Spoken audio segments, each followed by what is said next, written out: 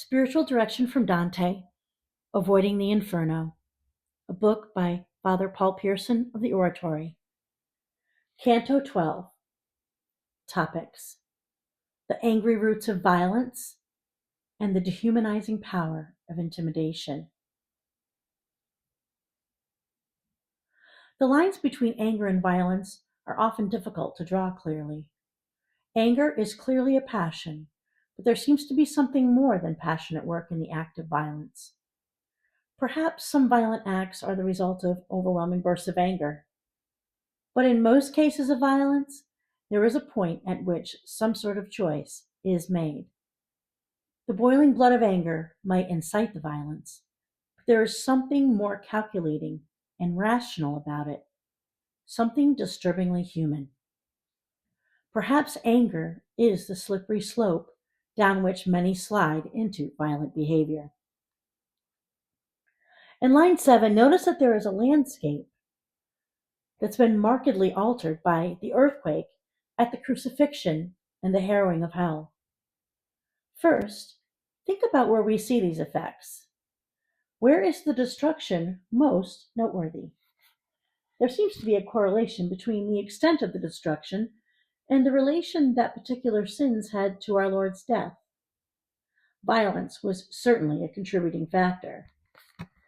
And pay attention to where the damage seems worse, and see whether there is a pattern that develops.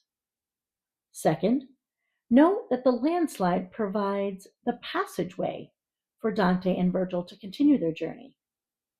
Our Lord's death provides the way for us to make progress on the journey towards salvation in the same way that it gave Dante and Virgil a way of climbing down into the next circle of hell.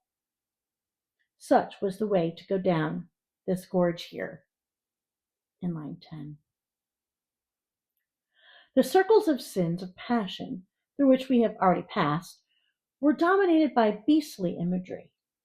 There were beasts guarding the circles, like Cerberus, and the sinners themselves were often described in beastly terms, especially the gluttonous, who wallowed like pigs. This circle, the circle of the violent, is dominated by half-beastly figures of the Minotaur and Centaurs. These half-men, half-beasts remind us that when we give ourselves over to violence, we are choosing, as rational beings, to act like beasts. Our reason and our anger work together in violence. This is different from the passion of wrath published above. In the sin of wrath, it is merely the passion that is driving us. As a result, those circles had beasts that governed them, but they were simply beasts. Here, there is a choice to give ourselves over to the animal nature. The result is an action that is half human, a sort of monstrosity. Note the close connection between anger and violence. The Minotaur is half consumed with wrath. Interestingly, he is only half consumed. Anger is not the only force that drives him. He is violent, not merely wrathful. We often think of the violent as particularly powerful, before whom the rest of us need to cower in fear. But here, Virgil uses the Minotaur's own rage against him. The Minotaur's sin makes him ineffective and rather ridiculous. Dante and Virgil can easily manipulate him because he's so caught up in his anger. They know what buttons to push. In line 28, Dante's rather frightening descent down the slippery slope is an image of how we enter into sins of violence. Violence is a strange combination of passion and reason. Not fully rational, but not fully unpredictable either. We get ourselves into situations in which we can expect to lose our own control. It seems to be less a matter of a clear decision than a sort of sliding down the hill we thought we'd be able to walk down. We are the ones who have freely chosen to make the step. But when we place our foot on what we expect to be a solid rock, it moves beneath us. The sliding rocks also remind us of Dante's bodiliness. These rocks don't usually move because no one here has any weight. Every side of this deep and stinking hole shivered as if the universe felt love, says line 40. The damage wasn't caused by an invading army or an overwhelming physical force. It was the result of love, which would, of course, turn hell on its head. Although all of hell felt the force of the earthquake, there is damage here and elsewhere, but not everywhere. Here are those who use violence as a sort of strategy, what we might call cold-blooded violence. Tyrants are the supreme example. Here, the blood they poured out on earth becomes the instrument of their own punishment. They are boiling in this river of blood, and how deeply they are submerged in it depends upon the extent of their violence. The damned souls and the demons in administration seem to have a sort of discernment of spirits, at least insofar as they can discern sin. It is, after all, their job for all eternity. The centaurs assigned to the ring of the violent seem to recognize in Dante a sort of fittingness for this circle, and says, "Which of the tortures have you come for?" We'll see this sort of almost unspoken accusation throughout both Inferno and Purgatorio. They don't ask what he is doing there, but which sin in particular he's being punished for. Before they even notice that he's still alive, they perceive in him the tendency to violence, perhaps revenge in him. Dante, the exile, must have given himself over many times to thoughts of revenge and maybe even to more systematic planning of violent uprising. Violence breaks down the rule of law. What is right or wrong ceases to count. What matters is merely who is stronger. Might becomes right. Now might rules. What little order that remains in society is a function of fear, intimidation. There is no appeal or argument to be made for your case. Those who rule by the power of their fists rarely understand any other sort of authority than that of force. In line 73, the centaurs are the enforcers of discipline here. They patrol the shores of the river of blood, making sure no one lifts himself higher than the gravity of his sin allows. Theirs is a sort of rule by force and intimidation, a hellish image of the rule the tyrants exercised on earth. The tyrants are getting a taste of their own medicine. In line 80, the centaur Chiron immediately notices that Dante moves things that he touches. Unlike the feet of the souls of the damned, that awareness puts him on the alert and makes him draw his bow. Virgil treats the centaurs as they treat others. He figures force and power are all they understand. He does not explain why Dante is making this trip, that he has been commanded and must obey. And Dante needs to ride one of the centaurs in order to ford the river of blood. And the centaur, who has been assigned as an enforcer in hell, is made now to be a beast of burden for Dante's journey. That must be humiliating for the proud centaur. His role has shifted from a powerful enforcer, who is universally feared, to a beast to be ridden. He is now being used by Dante. In line 98, Dante and Virgil get Nessus assigned as their guide, the very centaur whom Virgil refused to speak with when they first met up with them, because his will was always hot. You can see Chiron using one of the standard methods of intimidation. Play on the fear of your subjects, keeping them off balance. Dante and Virgil are left wondering whether there is some sort of treachery ahead. Perhaps the centaurs are so habituated in the way of thuggery that they know no other way to treat people. Dante cannot possibly be sincere when he describes Nessus as his trusty escort, can he? Irony seems more likely.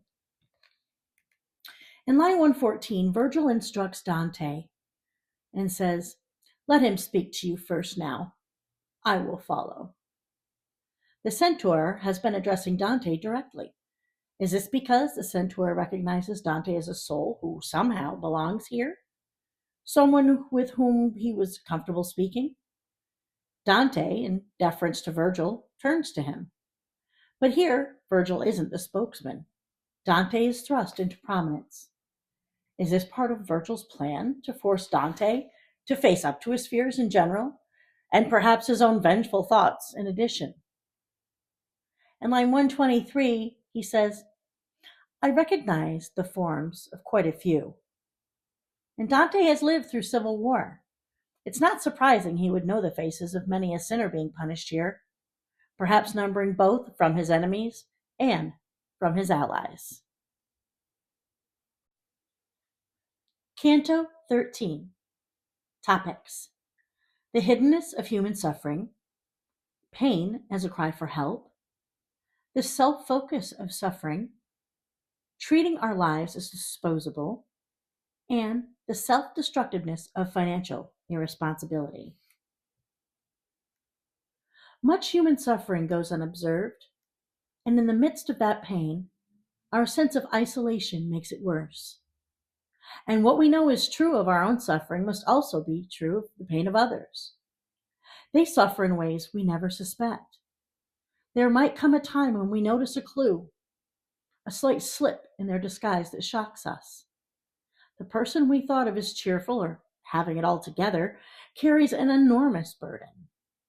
Then we realize that we cannot look into another's hearts. Perfect empathy never happens. Nowhere is this brought home to us more powerfully than in the suicides of people we love. Those left behind are stricken with a double pain. We have lost people we loved, but also we wonder whether there was anything we could have done to make things different. If only we had reached out to them. And why didn't they say something to us? In line 4, Dante does not know what he's entering. He gathers clues only gradually until he arrives at a disturbing conclusion. And we will proceed step by step with him. The trees here don't show signs of life at all. They are, in fact, images of death. Dante emphasizes this absence of life in 3 parallel contrasts. What few leaves remain are not green, but a dull and lifeless black. The limbs themselves are gnarled and knotted, and poisonous thorns take the place of any fruit. In each of these ways, Dante anticipates in the mind of the reader some important aspect of the sin punished here, the sin of suicide. The black leaves are signs of the inability of the tree to support its own life. These leaves aren't producing food for the plant. There seems to be no juice flowing. They are useless appendages. In those who despair, the spark of life also seems to be missing. There is no interior drive to do anything, and it feels as though something has died. The limbs, instead of reaching out in a healthy way, are gnarled and twisted, making an impenetrable tangle of branches. These branches call to mind a self-absorbed soul turn in upon itself. Any new growth that does happen only serves to make the branches yet more tangled, more complicated, one branch interfering with its neighbor. Trees are supposed to be not only alive, but life-giving. They provide fruit to eat and branches for animals to live on. But these trees have nothing to show for being alive. In fact, they seem to drag down everything around them. These trees, instead of sharing life, only communicate death by means of their poisonous thorns. They don't bear good fruit that will last, but only self-destruction. This forest calls to mind the dark wood in which Dante found himself lost in the beginning. There, Dante had despaired of ever finding his way. Here, there is no way. Not even wild animals could find a path between these knotted branches. This is, figuratively, the end of the road, a dead end. The imagery of despair and suicide are remarkably similar, and for good reason. In line 22, Dante hears cries again, and again cannot locate the source of the sound. He thinks someone must be hiding himself behind these hideous trees. The suffering of these souls remains hidden from his eyes. In line 38, the tree, a suicide, reprimands Dante for his lack of sympathy for breaking off his branch. Rather ironically, he says that Dante would treat the souls of snakes better than he treated them. After all, Dante treated them this way because he thought they were not even snakes, but trees, and definitely not human souls. They themselves treated their own lives with the ultimate disregard, as though they lacked human dignity. And so there they lived in the form of the lowest level of living beings, a plant. The passivity of the souls here is a reoccurring image. As plants, they don't initiate action. Things happen to them. They are mere recipients of actions, victims. This victimhood that they ultimately inflicted upon themselves is now immortalized in their form as trees, waiting to be broken by the action of others. Suicide is often portrayed as fundamentally an act of taking control of one's life, determining the time and manner of one's exit from that life. But here, those who have tried to gain such control find themselves passive and at the mercy of others. When we suffer, almost as much as we would like the pain to go away, we would like for our suffering to be understood and acknowledged. We want to be listened to. We want to feel as though we have no way to express what we're going through. When we feel as though we have no voice, the isolation we feel can push us to the limits of endurance. And so often, those contemplating suicide are looking not merely for an end to the suffering, they are trying to communicate to us what they are experiencing. They, and others who act in self-harming ways, are searching in a profoundly destructive way for their voice. In line 43, it says, "So from the splintered limb came forth at once both blood and speech." It is only when a branch has been broken and is bleeding that its voice is heard. And this is a graphic image of a psychological reality about most suicides. They are trying to communicate to those around them their suffering and death. Their death is intended to send a message. Now they'll be sorry, or now they'll realize how much I've suffered. We've come to recognize that many attempted suicides are precisely this sort of attempt to communicate. It's a cry for help. Normal communication seems to have broken down and been replaced with this communication through the shedding of their own blood. In modern times, we might also consider the phenomenon of self-mutilation as belonging here. What signal is the teenager who cuts himself trying to send? It is an attempt to take control of some small aspect of a life that seems to be spiraling out of control. Is it a way of feeling something even if that something is pain? In this circle, however, the decision to break the branch is taken out of the hands of the suicides. They must wait until someone else does the breaking. Their way of controlling their lives and communicating their pain has been taken away from them. Does Virgil really regret telling Dante to pluck the branch? It seems to be the only way to teach Dante about the souls being punished here, and it also seems to be the only way for the souls to be able to tell their stories. There seems to be a sort of superficial respect, but it is a matter of words, merely pretending. Pretended respect for life is a recurrent theme. What respect is due to someone who willfully rejected his own life? And what respect did he himself have for his own life? Who is he to ask someone to treat him better than he treated himself? The very first life we respect needs to be our own. When we are suffering, one of the greatest spiritual challenges is getting outside of ourselves. Stories of saints who visit and encourage other patients in the hospital while they themselves are dying of horrible diseases seems impossibly heroic. When we are suffering, the universe revolves around our pain. Everything else is seen through that lens. What we would normally shrug off as a minor inconvenience is viewed as an overwhelming burden, the last straw. Circumstances seem to conspire against us, and no one understands, and everyone is so inconsiderate. These are the additional burdens of the suffering souls who give in to the temptation to withdraw into themselves.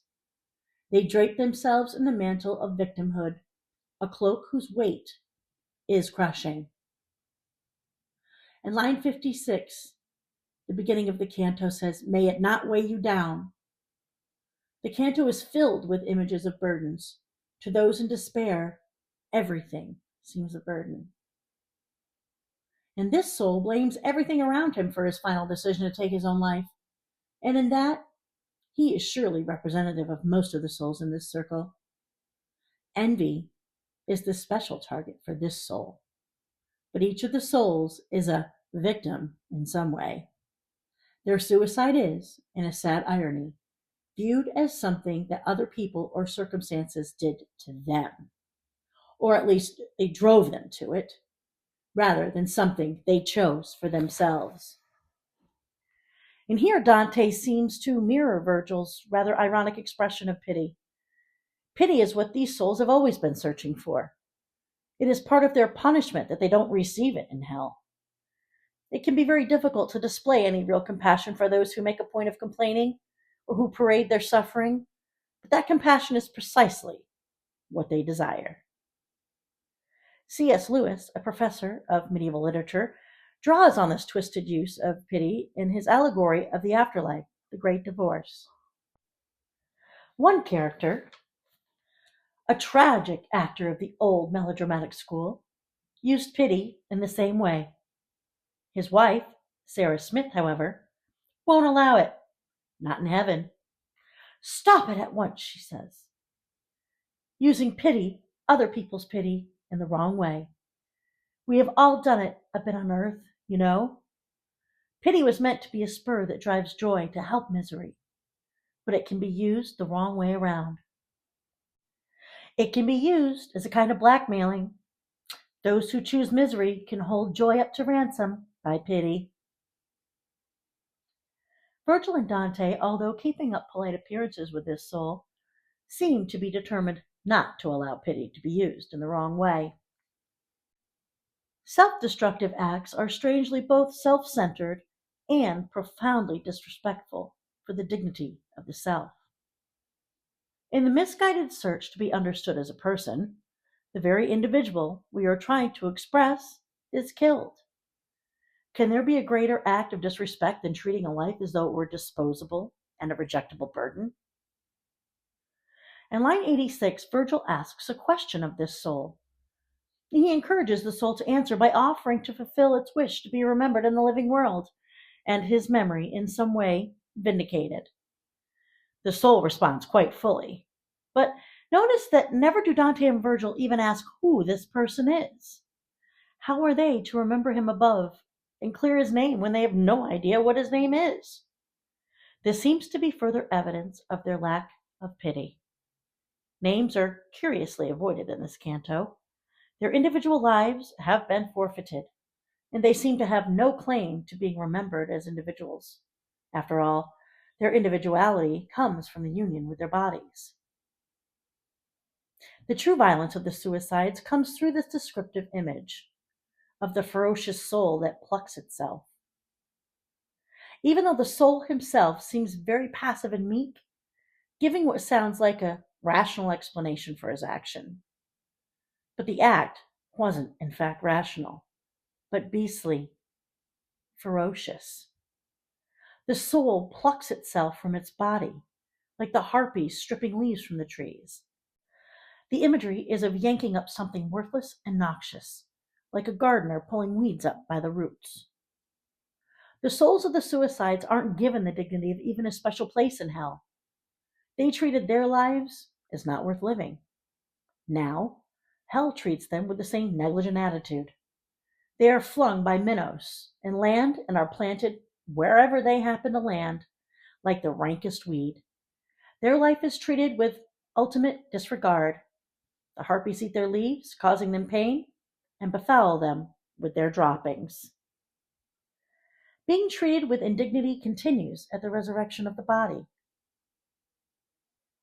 This time, however, that lack of respect comes for the souls themselves. The bodies of the suicides will rise again, but the suicides are unique in how this resurrection happens. These souls, unlike all others in heaven and hell, according to Dante, will not be reunited with their bodies. They will never animate their bodies again, for it is not just to have what one has stripped. Their bodies are treated like burdensome objects, not a part of the composite of man. The body is referred to as our sloughed off skins, like a snake shedding.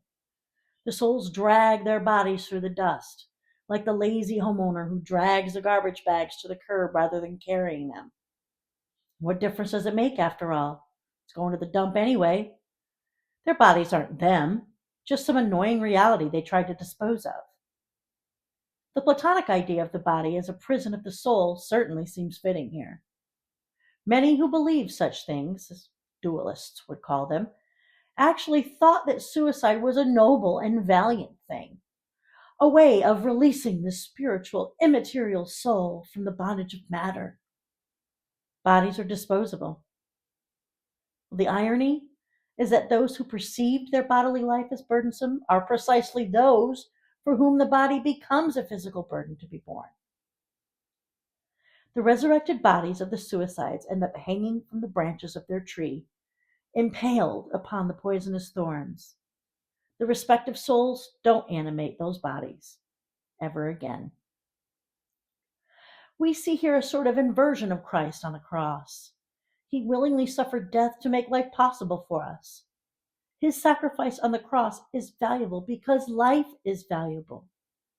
He died on a tree, crowned with thorns, to give us new life. The suicides, on the other hand, willingly suffered death in order to escape life, not embrace it, and they disposed of their lives because they saw no value in them.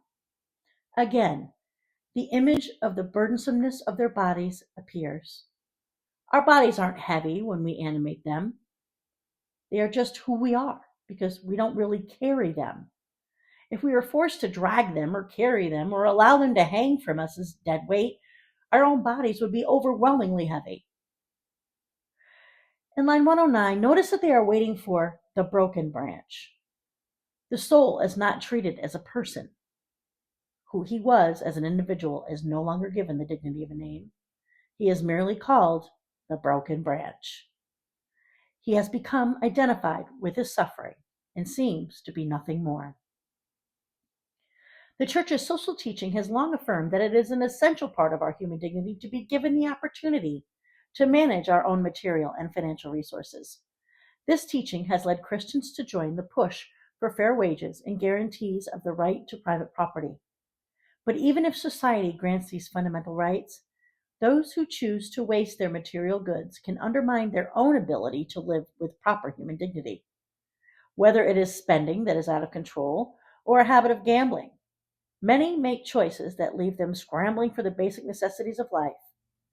Those who have families drag their loved ones right into the same cycle of suffering and deprivation. So in line 115, we meet the souls of the spendthrifts, those who have wasted their property, their livelihood, and are running to escape the black dogs that are chasing them, smashing through all the thickets in the woods. Despite the relative peacefulness of the conversation in this canto, the imagery recalls the violence of the sins punished here. The spendthrifts have been clawed and bitten by the dogs and torn to shreds by the thorny branches. Their ripping themselves on the thorns also damages the trees, so the trees are bleeding, and they are bleeding. Add the defilement of the harpies, and the scene is an offense to both the eyes and the nose. The mad chase we have witnessed has left little bits of these sinners on the thorns and branches of the trees, and even larger chunks torn away by the dogs. The spendthrift's bodies are torn apart and scattered by the hounds, just as they scattered their property by their uncontrolled spending.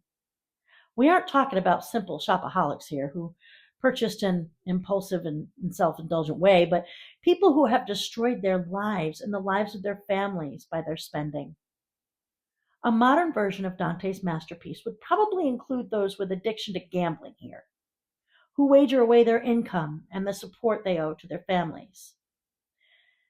On Earth, the suicides decide to inflict suffering upon themselves, often as a way of communicating their distress to those around them. Here, the suffering is taken from their hands. The harpies and the spendthrifts are the ones who inflict it by running madly through the trees as they escape the hounds and breaking off their branches. And the suffering, which used to be at least a twisted form of communication, here is in vain. There is no one here to listen, and no one who can respond with any compassion. The soul of the suicide views it all as somehow unfairly targeting him. As one of the broken and bleeding trees cried out after an inconsiderate spendthrift who ran through his branches, he said, "Is it my fault you led a wicked life?" Again, the soul ends up vaguely anonymous. Some details of his life are given, but no name.